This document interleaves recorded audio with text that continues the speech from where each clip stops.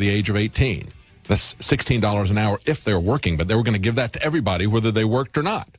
That was a proposal. They resoundingly rejected that, just as they've rejected participation in the EU, as well as not turning over their currency to the European Union. They also are not opening up their borders because they understand it will destroy their country if they bring people in who have absolutely no respect for their legal system or their culture. I mean, we stop and look at this. Would it be reasonable for us to have the Chinese just come in whatever massive numbers they want so that they can, during the time of Mao, so they could have the Cultural Revolution in our country as well? I mean, at what point do open borders and uncontrolled immigration become an invasion? At what point do we have any control over that? If we're going to say that open borders are the greatest goal that we can have, and we're going to play you a clip in just a moment from Hillary Clinton saying just that very thing. She wants to, within the first 100 days, make everybody legal that are here illegally. Her greatest goal is to open up our borders to everyone in the world to come here without any restriction.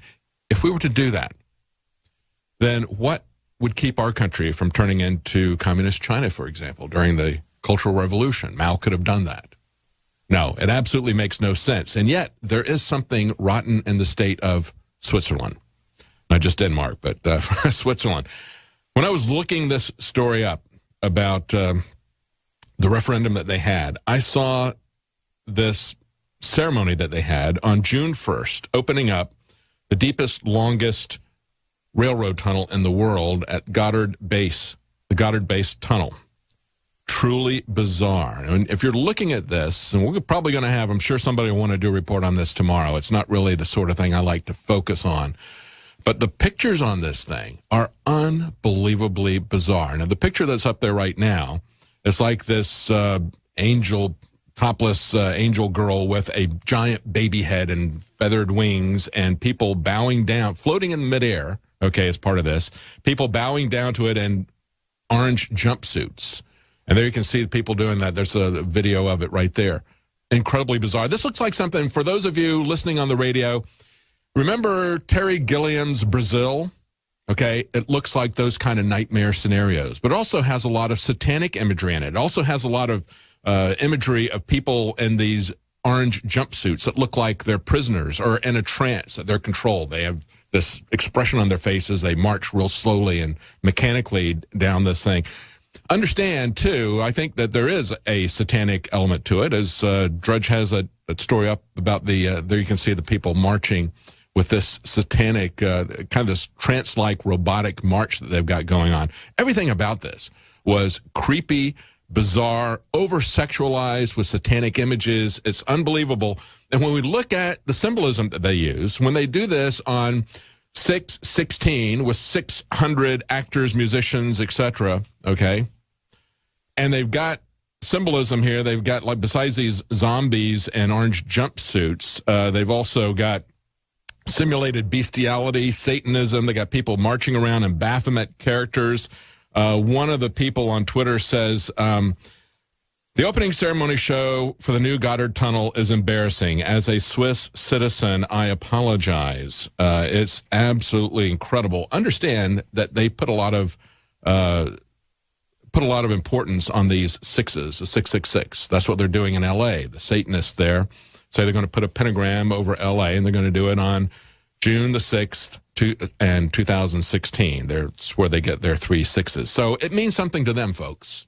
And you got to understand, question what these people are really into. This is something that was established by the elitists. They had the prime ministers and presidents from Germany, France, and Italy there in attendance, a lot of high officials, a lot of EU officials, and it's very disturbing to watch that. Really bizarre.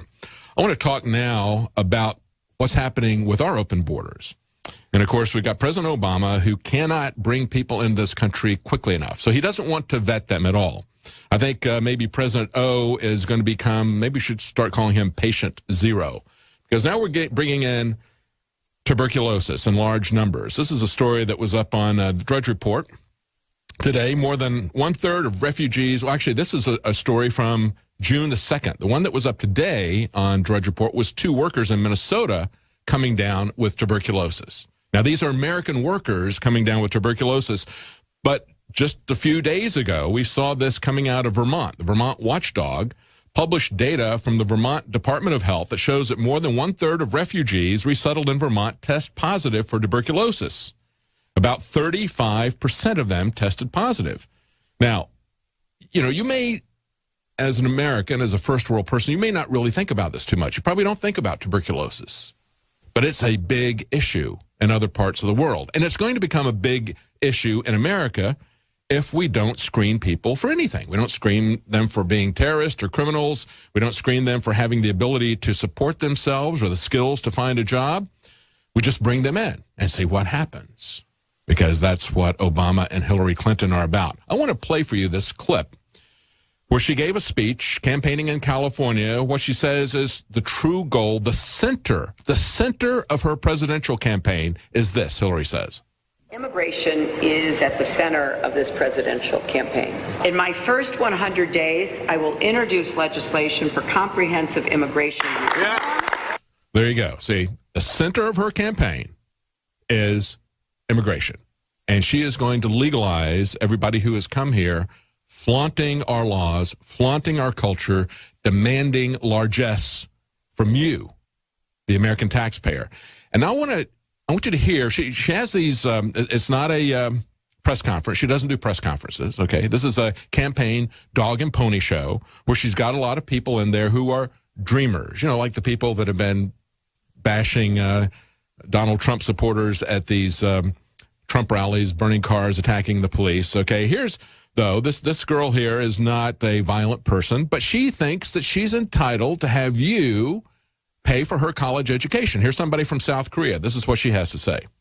Others, like Clara Kim, here illegally from South Korea, goes to Azusa Pacific, and she was able to get help with tuition despite her legal status. I was able to get scholarships and grants through DACA. DACA and DAPA are government programs which, among other things, allow Hillary, let's stop it right there. And Hillary is just sitting right next to her, nodding. Oh, yes, that's so wonderful. You're getting a full scholarship. An undocumented immigrant, they report, from South Korea. In other words, an illegal alien from South Korea is going to Azusa Pacifica College. Azusa Pacific College. I looked it up. What is the tuition at that college? Tuition is $35,500 a year. That's just tuition. Now, if you look it up on Azusa, they say, well, you want to take a look at, if you include room and board and the service fee, plan on spending $44.4 thousand per year. Okay?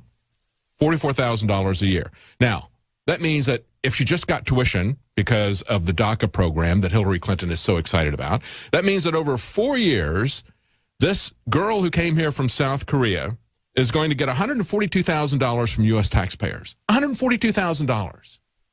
And if she gets the rest of the stuff, meal plan and board at the college, then she's going to get $177,000 from us. Can we afford to do that? How many college students are there in South Korea? Well, it turns out there's about 3.3 million college graduates there, okay? So we could wind up spending, just for the South Korean students who want to go to college in America for free and have you pay for it, that could be about $637 billion per year. Not a problem, right? No problem. See, Hillary and Bernie want free college for everybody, but everybody means everybody. That means anyone who wants to come into this country is a dreamer, and they get free college tuition. It was interesting. I went back and thought, what does college cost in South Korea? I found this article from 5 years ago. South Korean students are balking at the high cost of college. They think they're paying too much because the average tuition at a private university there in South Korea is $7,000. So they look at that and they say, well, it's going to cost me $7,000 to go to college here in South Korea. Or I can go to the United States, where the tuition has been inflating and is now $35,000, 5 times what it is in South Korea. I could go there, though, even though it's 5 times the cost, and the American taxpayer will pay for it. Or the Federal Reserve will print money and borrow money so that they can put it on our children, okay? But they get it for free. See, that's the calculation that they're making. It makes perfectly good sense to them. And that's what is ultimately behind this. This is a planned takedown of our nation.